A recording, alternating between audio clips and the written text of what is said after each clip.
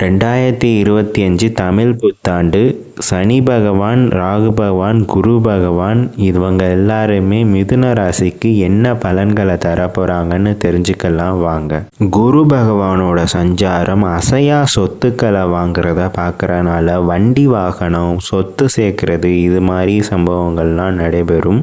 ராகு கேது பகவானால் ஏப்ரல் 26 முதல் வியாபாரத்தில் உங்களுக்கு சில இடங்களில் அக்கறை தேவைப்படும். தொழிலில் அதிகமாக உழைத்தால் நல்ல லாபங்களை பெறலாம். பணியாளரை பொறுத்தவரை விரும்பிய இடமாற்றம் அவங்களுக்கு கிடைக்கும். அவங்க எந்த இடத்துக்கு போகணும்னு விருப்பப்படுறாங்களோ அந்த இடத்துக்கு போவாங்க. திருமண வயதில் இருக்கிறவங்களுக்கு திருமணம் நடக்கும். குழந்தை பாக்கியம் உண்டாகும். கல்வியில் இருக்கக்கூடியவங்க மாணவ மாணவிகருக்கு தேர்வுகள் மூலமாக நல்ல முடிவுகள் வரும். மிருகஸ்ரீடம் நட்சத்திரத்தில் பிறந்தவங்களுக்கு முயற்சிக்கு ஏற்ற வெற்றிகள் உண்டு.